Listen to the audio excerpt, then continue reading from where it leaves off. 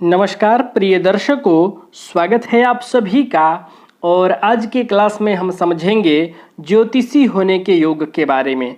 प्रिय दर्शकों, भविष्यवक्ता भूत भविष्य एवं वर्तमान को जानने वाला त्रिकालज्ञ योग, ज्योतिषज्ञ योग जन्म कुंडली में किस प्रकार से बनता है, आइए हम समझते हैं इस योग के बारे में। प्रिय दर्शकों, जो योग मैं आज आप लोगों को बताने जा रहा हूं, इन योगों में से कोई भी यदि एक सूत्र यदि आपके जन्म कुंडली पर लागू होता है तो आप एक सफल ज्योतिषी अवश्य हो सकते हैं। ज्योतिष का विचार किस ग्रह से करना चाहिए, ग्रहों की किस प्रकार की अवस्था जन्म कुंडली में बनेगी ताकि आप त्रिकालज्ञ हो सकते हैं, भविष्यवक्ता हो सकते हैं। आइए एक एक करके समझते हैं ज्योतिषी होने के जो महत्वपूर्ण योग हैं उनके बारे में। ज्योतिष शास्त्र से कुछ महत्वपूर्ण योग आज मैं आप लोगों को बताने जा रहा हूं। प्रिय दर्शकों, जन्म कुंडली में आप देखिए सबसे पहले बुध ग्रह को और शुक्र ग्रह को, इन दो ग्रहों को देखिए। प्रिय दर्शकों, यदि बुध व शुक्र जन्म कुंडली के दूसरे और तीसरे भाव, द्वितीय भाव या तीसरे भाव, इन दोनों स्थानों में हों, बुध और शुक्र, या तो ये दोनों यहीं बैठे हों, बुध और शुक्र, या ये दोनों यहीं पर बैठे हों, तो व्यक्ति श्रेष्ठ ज्योतिषी होता है। किसी भी स्थिति में बुध और शुक्र यदि दूसरे भाव और तीसरे भाव से संबंध बनाएं, अर्थात दोनों साथ हों या एक एक भाव में एक एक ग्रह हो, तो भी जातक श्रेष्ठ ज्योतिषी होता है। जैसे कि ये दोनों एक साथ यहाँ बैठे हों, या बुध यहाँ हो और शुक्र यहाँ हो, या इनको उलट लीजिए, शुक्र यहाँ हो और बुध यहाँ हो, ये स्थिति भी बने तो भी चल जाएगा, ये स्थिति बने तो भी चल जाएगा, या दोनों साथ में हो तो भी चल जाएगा। आप देखिए आपके जन्म कुंडली में बुध और शुक्र कहाँ पर बैठे हैं। ये किसी भी अवस्था में जन्म कुंडली के दूसरे भाव और जन्म कुंडली के तीसरे भाव से संबंध बना रहे हैं, यहाँ बैठे हैं, तो आप श्रेष्ठ ज्योतिषी होंगे। प्रिय दर्शकों, धन भाव का जो भी मालिक ग्रह होगा, ये वाला जो भाव है ये धन का भाव है, जो दूसरा भाव है, दूसरा जो भाव है इस भाव को धन भाव कहते हैं, धन भाव। तो इस धन भाव का जो मालिक ग्रह है, स्वामी ग्रह है, यानी द्वितीयेश, इस भाव में जो राशि है उस राशि के राशिपति यदि द्वितीयेश बलवान हो, वह बुध केंद्र या त्रिकोण में हो, इस भाव का जो मालिक ग्रह है, धन भाव का जो मालिक ग्रह है, वो बलवान अवस्था में हो, बलिष्ठ हो, और बुध केंद्र या त्रिकोण में हो। केंद्र ये हो गया, ये त्रिकोण भाव हो गया, और इसके अलावा भी बुध यहाँ पर हो, यहाँ पर हो, या यहाँ पर हो, यानी इन 4 2 6 भावों में से किसी भी भाव में बुध बैठे हों, और दूसरे भाव का, धन भाव का जो मालिक ग्रह है, स्वामी ग्रह है, वो कुंडली में बलवान अवस्था में हो, तो भी जातक श्रेष्ठ ज्योतिषी होता है। अगला सूत्र, धन स्थान में, कुंडली का जो दूसरा स्थान है, इस स्थान में बृहस्पति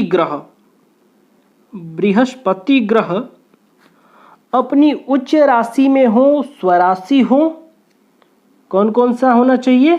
तो उच्च का हो, स्वराशि हो, या मूल त्रिकोण के हो।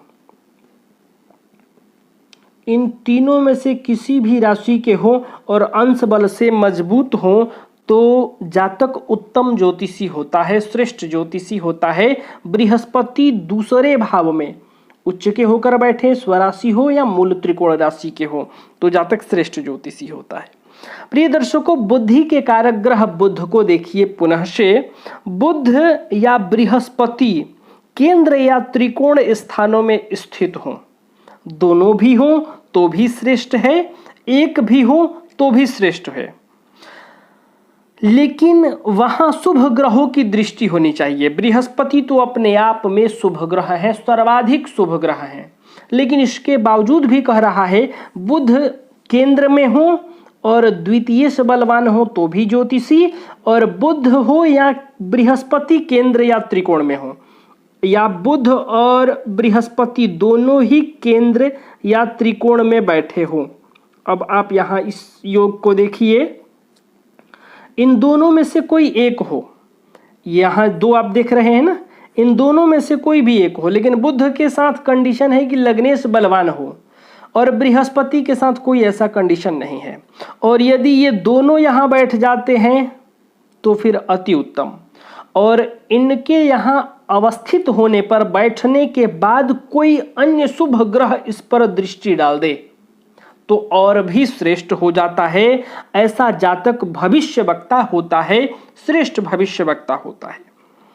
प्रिय दर्शकों, बृहस्पति आपके जन्म कुंडली में जहां बैठे हैं देख लीजिए, और वो बृहस्पति आपके नवमांश कुंडली में, किस कुंडली में? नवांश या नवमांश कहिए, इस कुंडली में यदि बृहस्पति अपने नवमांश में हुए, यानी नवमांश में बृहस्पति अपने राशि में बैठे हों तो बृहस्पति नवमांश में होंगे। ऐसा व्यक्ति भूत, भविष्य एवं वर्तमान तीनों कालों को जानने वाला होता है। यानी कुंडली में बृहस्पति ग्रह जो हैं वो यदि नवमांश कुंडली में अपने राशि में बैठ जाएं, यानी बृहस्पति अपने ही नवमांश में हो, तो जो व्यक्ति है, जो जातक है, वह तीनों कालों को जानने वाला होता है। प्रिय दर्शकों, बृहस्पति यदि शुभ ग्रहों से दृष्ट हो जाए, बृहस्पति मैं पुनः कहूंगा ये सर्वाधिक शुभ ग्रह हैं, लेकिन ये शुभ ग्रह से दृष्ट हो जाएं, शुक्र का भी साथ मिल जाए, तो ऐसा व्यक्ति त्रिकालज्ञ होता है, तीनों कालों को जानने वाला होता है। यानी बृहस्पति के साथ शुभ ग्रहों का संबंध हो जाए, या बृहस्पति बुध केंद्र त्रिकोण में बैठे हों, द्वितीय से बलवान अवस्था में हो तो भी जातक ज्योतिषी होता है। और ये आप 100% मानकर चलिए, बुध और शुक्र यदि दूसरे भाव या तीसरे भाव से संबंध बना लें, या दोनों ही दूसरे में बैठे हों या दोनों ही तीसरे में बैठे हों, या दोनों ग्रह अलग अलग भाव में बैठे हों, बुध तीसरा में हो, शुक्र दूसरा में हो, या शुक्र तीसरा में हो, बुध दूसरे में हो, तो ऐसे अवस्था में व्यक्ति श्रेष्ठ ज्योतिषी होता है, त्रिकालज्ञ होता है, भविष्यवक्ता होता है, तीनों कालों को जानने वाला होता है। तो प्रिय दर्शकों, आप भी अपने जन्म कुंडली में ज्योतिषी होने के योग को देखिए, और इन योगों में से यदि कोई भी एक योग यदि आपके जन्म कुंडली में घटित होता है तो आप ज्योतिष के क्षेत्र में अवश्य सफलता प्राप्त करेंगे। तो प्रिय दर्शकों, आज के लिए बस इतना ही। तब तक के लिए हमें अनुमति दीजिए। नमस्कार।